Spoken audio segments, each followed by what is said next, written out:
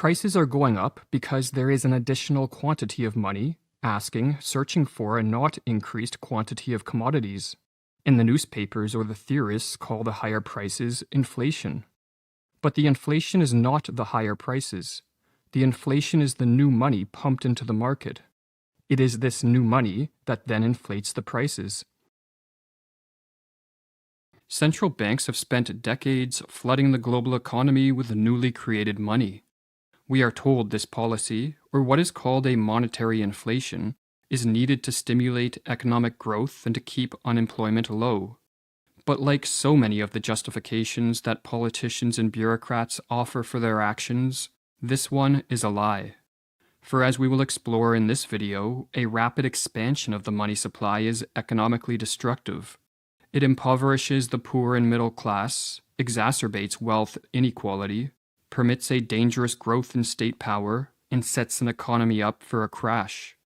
The real reason those in government favor the policy of a monetary inflation is because it is an effective means to transfer wealth from the citizens to the state. Monetary inflation breeds not only poverty and chaos, but also government tyranny. Few policies are more calculated to destroy the existing basis of a free society than the debauching of its currency. And few tools, if any, are more important to the champion of freedom than a sound monetary system. Money is a medium of exchange. Money is not wealth. Money can be used as a measure of wealth, but paper currencies and digits added to bank accounts are not a form of wealth. Rather, real wealth consists of the goods and services produced in an economy, which can be put to use to better our lives. A central bank can double the supply of money overnight, but this action would not make an economy wealthier. There would still be the same amount of food, houses, cars, planes, steel, lumber, oil, and all the other things that make up the real wealth of a modern economy. The wealth produced in an economic system and the total monetary value of that wealth are separate and distinct phenomena, explains the economist George Reisman. The one can increase without the other.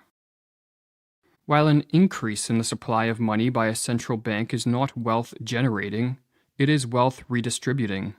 When money is created, it does not enter the economy in a uniform manner with each member of a society receiving equal numbers of new dollars, pounds, pesos, euros, or yen.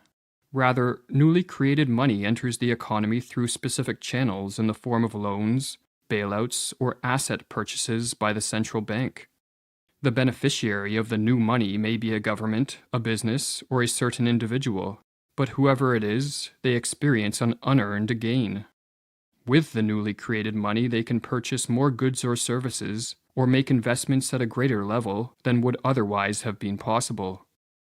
It should never be forgotten, writes Reisman, that inflation always represents an unearned gain to whoever is in a position to introduce the newly created money into the economic system through his spending, and a corresponding loss to the individuals who make up the rest of the economic system.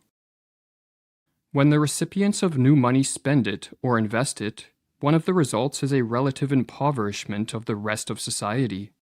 For as the new money percolates through the economy, it puts upward pressure on prices, as more dollars compete for an unchanged supply of goods and services. The higher prices that result from an expansion of the money supply lowers everyone else's purchasing power.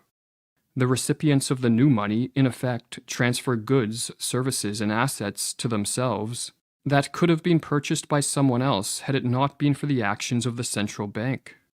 Or as Murray Rothbard explains in his book, What Has Government Done to Our Money? Monetary inflation confers no general social benefit. Instead, it redistributes the wealth in favor of the first, and at the expense of the laggards to the race. And inflation is, in effect, a race, to see who can get the new money earliest. The latecomers, the ones stuck with the loss, are often called the fixed income groups. As much of this wealth redistribution favors the government, this central bank policy can be considered a form of covert taxation. Unlike the income tax, sales tax, or property tax, where the taxpayer is aware that his or her money is being taken, the covert tax of a monetary inflation is discreet. Creating new money to fund government spending allows politicians and bureaucrats to divert wealth and resources to whoever they choose. But as the money spreads through the economy, it puts upward pressure on prices and diminishes the purchasing power of all those who are not a direct beneficiary of this government spending. Like any form of taxation, therefore, a monetary inflation is a wealth transfer from the citizenry to the state. Or as Rothbard explains, the essence of inflation is the process by which a large and hidden tax is imposed on much of society for the benefit of the government. Using a monetary inflation to fund spending allows governments to expand their powers far beyond the limits that would be imposed on them were they to rely solely on more traditional forms of taxation.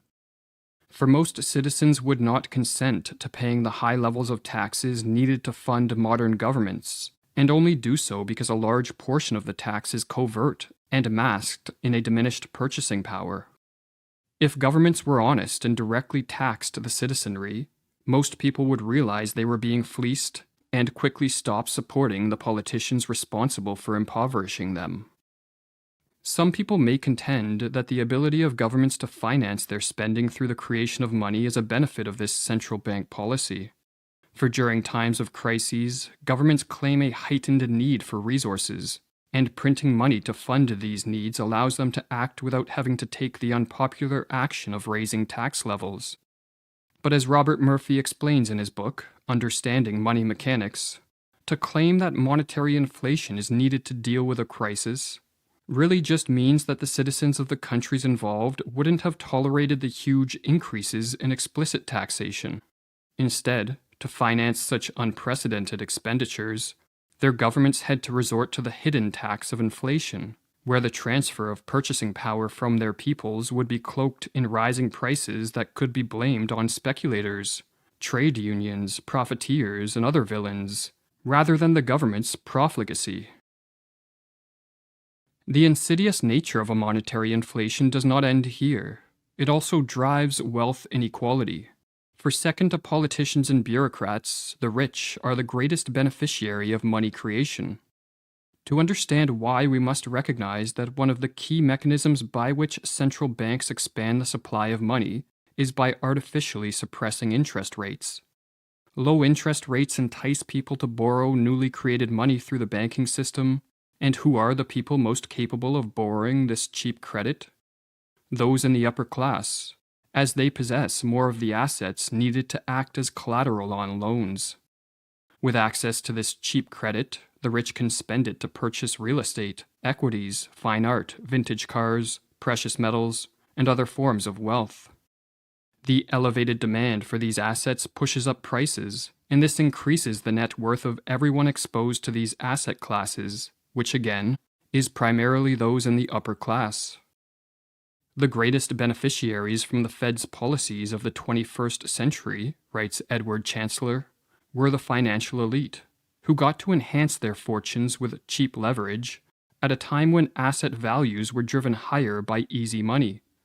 As one commentator put it, the top 1% of income-earning households that are most exposed to the market economy are dramatically outperforming the remaining 99% that are exposed to the real economy. In addition to allowing politicians, bureaucrats, and the upper class to leech wealth from the rest of us, there is a further reason why a monetary inflation is economically destructive. The low interest rates that drive this policy act as false signals, enticing individuals to overconsume and businesses to overexpand to a degree not warranted by the long-term fundamentals of the economy. Easy money, explains the economist Henry Hazlitt, creates economic distortions, encourages increased borrowing.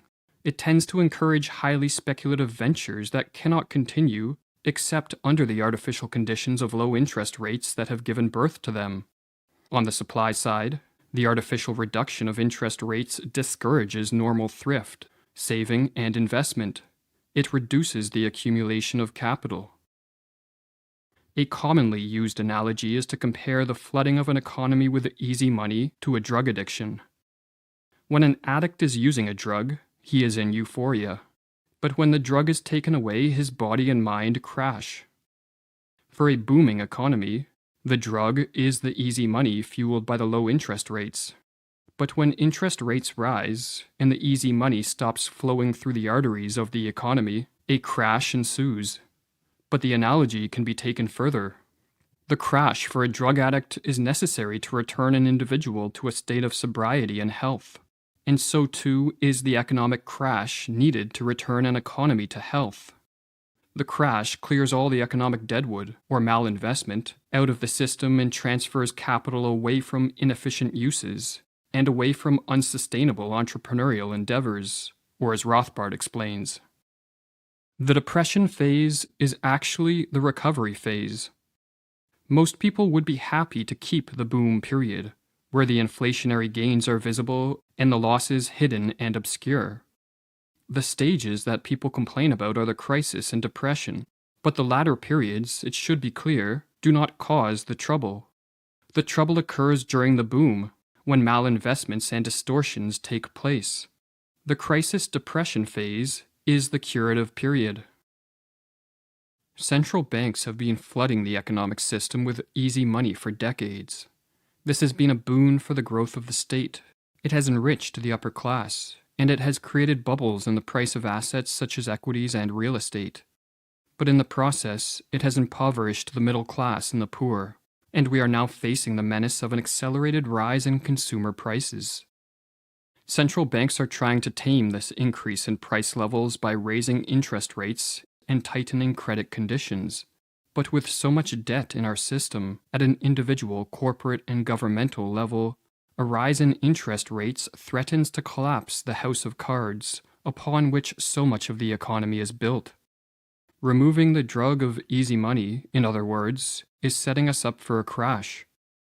Will central banks keep fighting the rise in consumer prices with higher interest rates and allow a curative crash to unfold? Or will they follow the pattern of the past several decades and at the first sign of a serious collapse in equity or real estate prices, cut interest rates once again? If they choose the latter, they will be flirting with fire. For as Ludwig von Mises explains, if once public opinion is convinced that the increase in the quantity of money will continue and never come to an end, and that consequently the price of all commodities and services will not cease to rise, everybody becomes eager to buy as much as possible and to restrict his cash holding to a minimum size. Everybody is anxious to swap his money against real goods, no matter whether he needs them or not, no matter how much money he has to pay for them.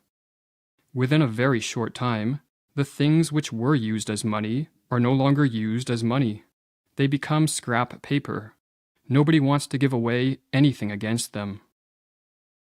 Sign up now and get instant access to all our premium content. Learn more at academyofideas.com/members.